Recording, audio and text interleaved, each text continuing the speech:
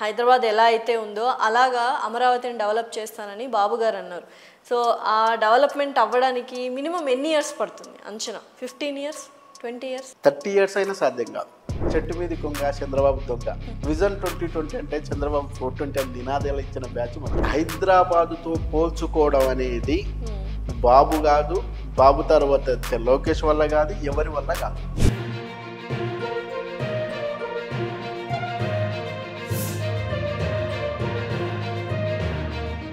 హైదరాబాద్ అనేది ఇప్పుడు కాదు, ఏపీ తెలంగాణ కలవక ముందు నుంచి కూడా హైదరాబాద్ రిచెస్ట్ కంట్రీ. నిజాం నవాబ్ పీరియడ్లో నుంచి కూడా ఇదొక దేశం సపరేట్. సో తర్వాత కొన్ని కారణాల వల్ల ఏపీలో అదే మద్రాసులో ఉన్న ఏపీని తీసుకొచ్చి తెలంగాణలో కలపడం, అట్లాగే బెంగళూరుకి సంబంధించిన కర్ణాటకకు సంబంధించి ఇవన్నీ. అని ఏ రోజైనా ఏపీ అంటే హైదరాబాదు తెలంగాణ నేపథ్యం ఉన్న దీనితో పోటీ పడడం అనేది ఏపీకి కాదు, ఏ రాష్ట్రానికి కూడా సాధ్యం కాదు. సో ఆల్మోస్ట్ మనం చెప్తున్న అంశం కాదు ఇది. గతంలో అమెరికాకి సంబంధించిన మెర్జర్ అనే పత్రిక సర్వే చేస్తే 7 అంశాల్లో లివింగ్ కాస్ట్కి సంబంధించి తీసుకున్న, జీవన ప్రమాణాలకు సంబంధించి తీసుకున్న, ఎంప్లాయ్మెంట్కి సంబంధించి తీసుకున్న, స్థిరమైన గవర్నమెంట్లకు సంబంధించి తీసుకున్న, లేదా ఇన్వెస్టర్లు వస్తే లేబర్ ఛార్జెస్ కానీ ల్యాండ్ ఛార్జెస్ కానీ తీసుకున్న 7 అంశాల్లో సర్వే చేస్తే బెంగళూరు, చెన్నై, అట్లాగే అహ్మదాబాద్, ఢిల్లీ, అట్లాగే మిగతా అన్ని పూణేతో సహా అన్ని రాష్ట్రాలను కాదని దేశంలో నంబర్ 1 ఉన్న రాష్ట్రం ఏదైనా ఉందంటే తెలంగాణ. ఓకే. సో దీన్ని బీట్ చేయడం అనేది సాధ్యం కాదు.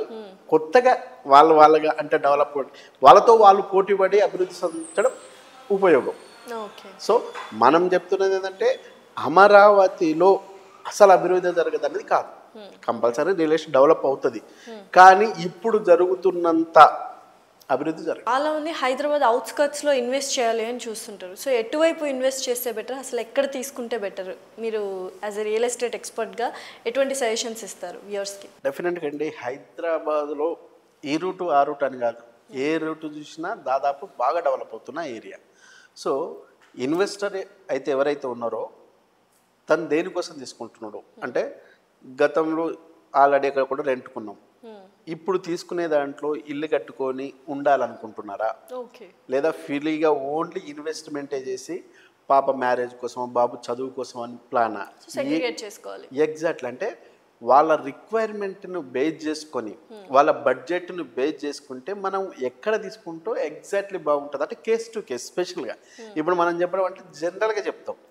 జనరల్గా చెప్పడం అంటే ఓ రకంగా అన్ని రోగాలకు ఒకే రకమైన మెడిసిన్ ఇస్తారు చూడండి, ఆ కాన్సెప్ట్. సో అట్లా కాకుండా కేస్ టు కేస్ చెప్పాలంటే ఖచ్చితంగా పర్సన్కు ఉన్న వాంట్స్ ఏంటి, నీడ్స్ ఏంటి, దాన్ని బట్టి మనం ప్లాన్ చేయగలం. ప్రధానంగా అవుట్స్కట్స్లో ఇల్లు కొంటున్నారు ఫైన్, బట్ ఇన్సైడ్ కూడా హైదరాబాద్ ఇన్సైడ్ కూడా చాలా మంది ఇల్లులు కొంటున్నారు. అది కాకుండా నిజంగా ఒక ఇన్వెస్ట్మెంట్ పర్పస్ ఒక ప్లాట్ కొని మీరు అన్నట్టు పిల్లల ఎడ్యుకేషన్కో, పిల్లల పెళ్ళిళ్ళకో ఉపయోగపడుతుంది ఆ టైంలో అని ఒక ఇన్వెస్ట్మెంట్ చేయాలి అనుకుంటే ఏ కార్నర్ బెస్ట్ హైదరాబాద్ అవుట్స్కట్స్లో? ఎగ్జాక్ట్లీ. వాళ్ళు మీరు అన్నట్టు ఇన్వెస్ట్మెంటే అనుకుంటే ఇన్వెస్ట్మెంట్ పరిధి 10 to 15 ఇయర్స్ లేదా 5 to 10 ఇయర్స్. So dead.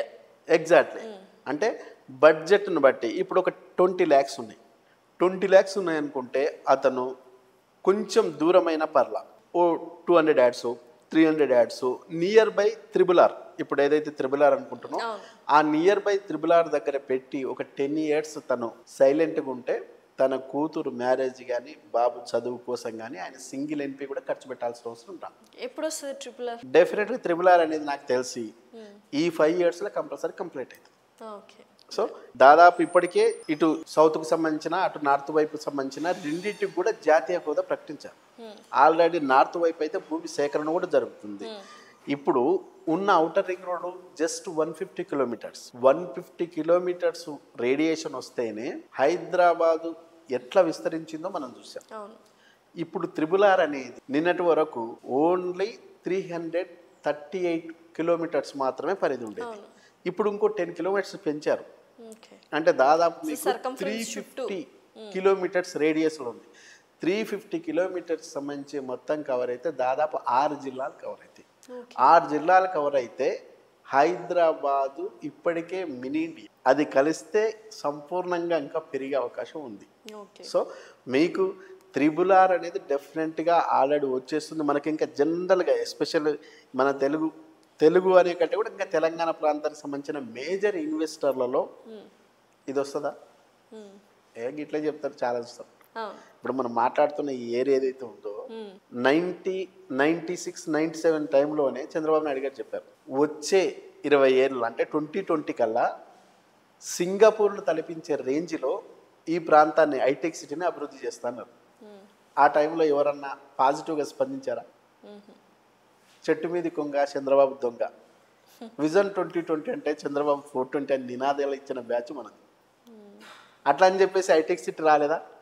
ఈరోజు సింగపూర్ను తలపించే రేంజ్లో ఇప్పుడు మనం కూర్చున్న ఏరియా ఈ ప్రాంతం. గచ్చిబౌలి ఆ overall just outer ring road ఎక్కగానే ఆ బిల్డింగ్స్ కానీ అవి కానీ ఫారెన్లో ఉన్నట్టే ఉంటుంది. ఎగ్జాక్ట్లీ. సో ఈ విషయాన్ని మీరు నేను కాదు మాట్లాడుకోవడం, సినీ నటి లయ ఆశ్చర్యం వ్యక్తం చేసింది, రజనీకాంత్ లాంటి సూపర్ స్టార్ ఆశ్చర్యం వ్యక్తం చేశారు, చాలా మంది ఎన్ఆర్ఐస్, నేను నా దగ్గర డైరెక్ట్గా పర్సనల్గా మాట్లాడుకున్న వాళ్ళు ఈ దుర్గం చెరువు మీద వెళ్తూ చూస్తున్న టైంలో అసలు మేము హైదరాబాద్లో ఉన్నామో అమెరికాలో ఉన్నామో తేల్చుకోలేనంత డెవలప్మెంట్ అయిందని చెప్పారు. సో ఆ రోజు ఏదైతే లాస్ట్ కేటీఆర్ లాంటి సంబంధించిన మినిస్టర్స్ ఉన్నారో అత్యంత అద్భుతంగా ఇన్ఫ్రాస్ట్రక్చర్ డెవలప్ చేసి ఉపాధి అవకాశాలను క్రియేట్ చేశారు. ఆ రోజు మనం నెగిటివ్గా ఫీల్ అయినంత మాత్రాన హైటెక్ సిటీని మనం ఆగల. అట్లాగే వైఎస్ రాజశేఖర రెడ్డి గారు ఔటర్ రింగ్ రోడ్ అనుకున్నప్పుడు కూడా చాలామంది అంతా కడప రేట్ల కోసం లేదా కడప కాంట్రాక్టర్ల కోసం వేస్తున్నారు తప్ప మన కోసం కాదు. ఈ ఔటర్ రింగ్ రోడ్ మీద నా ఇండ్ల బండి పోతుందా, నా స్కూటీ పోతుందా, నా ఆటో పోతుందా అని విమర్శించిన వాళ్ళే ఎక్కువ. ఈరోజు ఔటర్ రింగ్ రోడ్ లేకుండా ఒకసారి హైదరాబాద్ ఊహించుకోండి ఎట్లుంటుందో. అత్యంత గజిబిజిగా ఉంటుంది, అత్యంత ట్రాఫిక్ జామ్లో ఉంటుంది.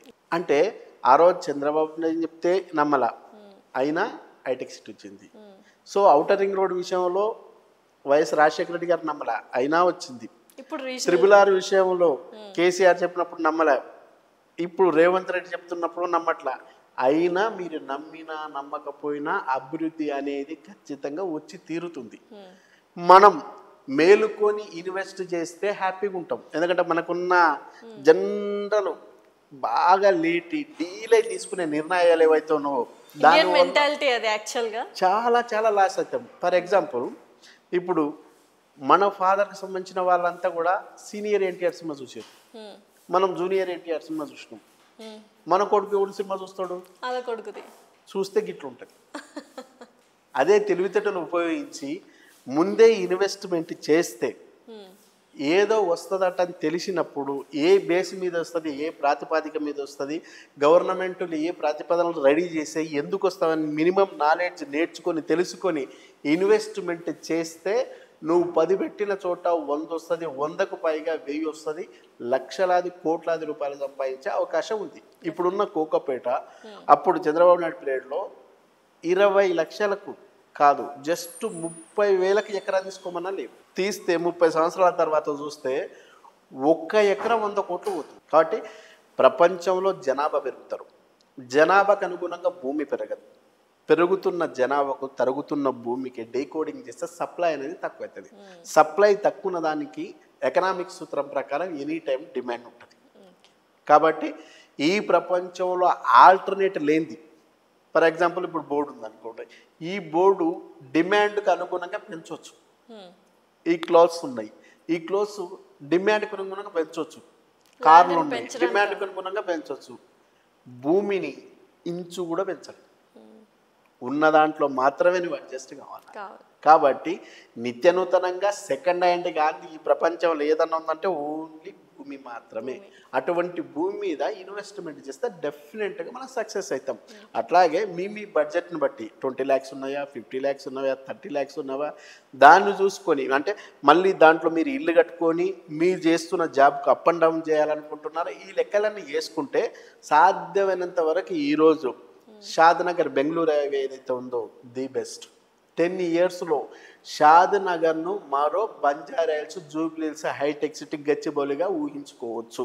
ఖచ్చితంగా అయ్యి తీరుతుంది. సో ఖచ్చితంగా షాద్నగర్లో పెట్టాలి ఇన్వెస్ట్మెంట్. ఎందుకంటే మీకు కనెక్టివిటీ పరంగా చూసుకోండి, రైల్వే ఉంది, హెయిర్వే ఉంది, మెట్రో కూడా, ఆర్టీసీ ఉంది. ఈవెన్ మీరు అన్నట్టు ఇప్పటి వరకే ఎంఎంటీఎస్ కూడా మహబూబ్ నగర్ వరకు ఆల్రెడీ ట్రాక్ కూడా క్లియర్ అయిపోయింది. క్లియర్ అయిపోయింది, అవును. సో ఇప్పుడు సర్వీసులు కూడా ఒకప్పుడు పలకనుమ్మ వరకే ఉండేది. ఈ రోజు ఎయిర్పోర్ట్ దగ్గర ఉందానగర్ వరకు సర్వీసులు రన్ అవుతున్నాయి, లింగపల్లి నుంచి, మేడ్చల్ నుంచి. సో ఇక నుంచి ఆ సర్వీసులు కూడా రన్ అయితే మీకు జస్ట్ ఎంఎంటీఎస్ వస్తే కూడా దాని రేడియేషన్, దాని ప్రభావం దాదాపు 25 కిలోమీటర్ల ఎక్స్టెన్షన్ జరుగుతుంది. దీంతో పాటు ఇవి కాకుండా మీకు దాదాపు డేటా సెంటర్లో కూడా మైక్రోసాఫ్ట్ డేటా సెంటర్ షాద్నగర్ దగ్గర మెకా కూడా ఉంది, అమెజాన్ దగ్గర ఉంది, అట్లాగే ఎలికట్ట దగ్గర మైక్రోసాఫ్ట్ డేటా సెంటర్ ఉంది. అది సాలక ఈ మధ్య కాలంలో మళ్ళీ మైక్రోసాఫ్ట్ వాళ్ళు దాదాపు 34 ఎకరాలకు పైగా తీసుకున్నారు. ఎగ్జాక్ట్లీ, అంటే నియర్ బై షాద్నగర్ లో 9 సెజ్జులు ఉన్నాయి. సో ఓవరాల్ గా షాద్నగర్ లో ఇన్వెస్ట్ చేస్తే మాత్రం వండర్ఫుల్ ఫ్రూట్ఫుల్ రిజల్ట్స్ 100%.